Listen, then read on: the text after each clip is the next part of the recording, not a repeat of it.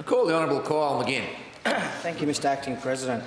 And thank the Honourable Matthew Swinburne for bringing this motion to the House today. Again, your advocacy in this space doesn't go unnoticed, and I think it's critical, as the last speaker said, to have this discussion here today.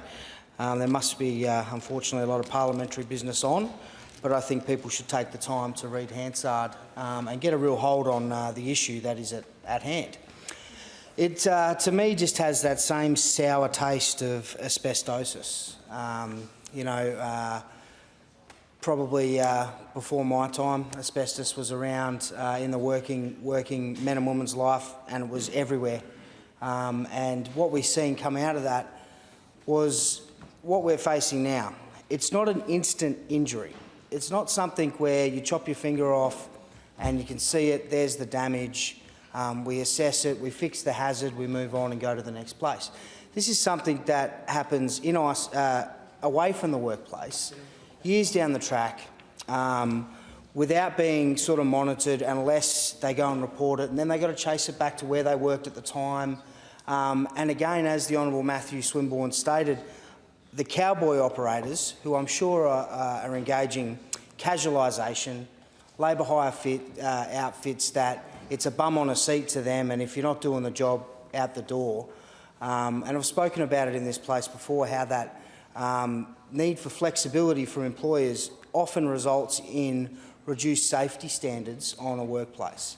And I fear that this is another one of them cases. And, you know, I can't not mention asbestos and not mention, you know, Bernie Banton and what happened with his case where he was dying. And we've seen comments from Tony Abbott and Julia Bishop in respect of, you know, jumping a queue to have your case heard whilst you're dying is unacceptable. What an absolute disgrace. That's the type of attitude we've seen with asbestosis. What are we seeing federally now with silicosis? I think we need to be very serious that, you know, these were people who, at the end of their life, were having the fight that we should have been having for them back when they were on the workplace. Back when they were in their building, the cities and the apartment buildings and the shopping centres, and everything we see today was built by workers that put themselves at risk. And we need to make sure that we continue to identify and raise awareness to the bad operators and continue to push our regulators to ensure that they're out there educating and throwing as much information as they can out there. It's not about just waiting until the injury is visible. It's about preventing it. And prevention is the key to this, to getting in front of what, as the previous member said, is already starting to pop up. You know, the Honourable Alison Zamon said 260 cases already in Australia. This is the beginning. You know, how much has already happened that we've missed the beat on. You know, I just did a little bit of research, because what I often fear with these things is, whilst I do have an issue with where our safety standards are at in Australia, I do also feel that we are one of the safer countries in respect of work, and in respect of our regulators, and in respect of how we operate day to day, and we do, I believe, genuinely try to ensure people go home the same way they come to work. But what fears me is something like these stone bench tops just rings in my ear of prefabrication and Chinese foreign labour, and where they do it in bulk commodity and then send it on to Australia. And I'm assuming probably not to spec, and we're just chopping off the trims here in Australia, but they're actually mining it and getting this product. So I did a little bit of research, and I found an article on the South China Morning Post in 2018 that was very alarming. There was a province called Henan, where a very poor province, where below the poverty line, workers were taking whatever role they could. And there was a man there who said that he took a job drilling holes on this mine site that was getting out the stone tops. So they were drilling holes and then dynamiting it. Now, they were paying $29 American a day, US. That was 3 times higher than a normal construction wage in this area. So, massively an increase in pay.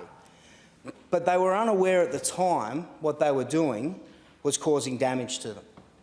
So this man, now 54 years old, is got stage 3 silicosis, terminal, and he has said and stated that if he knew what it was he was doing, no matter how poor he was, he would never have engaged in that work. He learnt that he had days were numbered in May last year, and he found that his terminal stage 3 silicosis lung disease was linked to the exposure to silica dust on the job. Rather than quietly accept his fate, he has been petitioning the Shenzhen government for compensation. He has been petitioning for compensation for a funeral so that they can pay for the funeral so the family is not burdened with it. 600 other workers from Hunan alone have been seeking medical costs to support their families. So whilst we have a broad issue here in Australia that's rearing its head, there's workers, I believe, around the world that are in a far worse circumstance than we are right now, and the damage is being done. The damage is being done. 600 workers in one area are applying for funeral cover from the government. It's a disgrace. And they're the workers that went to work to put food on the table, you know, and $29 American a day. You know, that's what they were surviving on, to go and put their lives at risk. It's an absolute shame. You know, and whilst we continue to raise awareness, it's also critical to understand, I believe, with the asbestos debate, is even during my working days on the ships, even though asbestos was known for asbestosis, there was still cases where people weren't disposing of it properly. It took a while for the regulation and licences to come in about how to remove asbestos. So there were still people who were putting themselves at risk.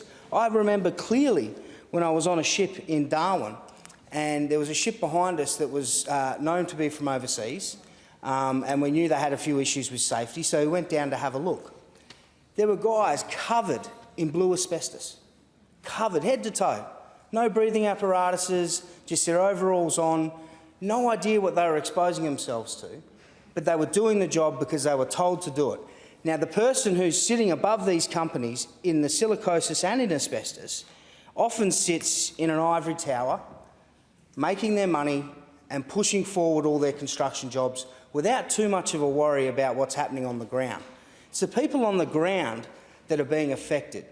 And it needs to be not just, and I will note that the McGowan government is moving in this space.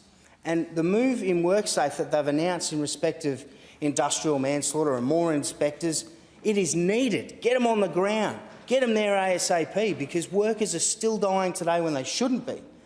But it's the employers that need to come and meet them halfway. I'm sick and tired of seeing the attitude of an employer because they're middle tier or because they're a small cowboy outfit, that they can get away with undercutting.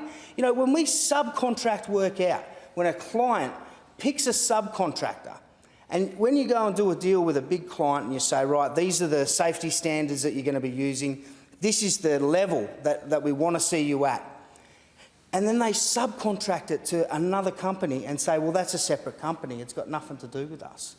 It's just rubbish. You know, this is affecting workers' lives now. It is not just up to the regulators, it is not just up to the government, it's up to employers. It's up to workers to stand up and make sure they call it out. And I know it's hard, because most of the time they'll be casual on a workplace, and the stone bench top would have been just not big, too big to fit in. They've got to dry cut it on the site, otherwise it's 2 hours across town to go and get it done again. Well, I'm telling you now, that 2 hours and that little bit of heat that you need to take from the employer, you call the safety regulator if you have to. You do what you got to do. Call WorkSafe. Make sure you make it known, because you ain't going to discover the damage you've done until it's too late. So thank you, the Honourable Matthew Swinburne, for bringing this great motion to the House. I'm looking forward to hearing more speak on this motion, and thanks again.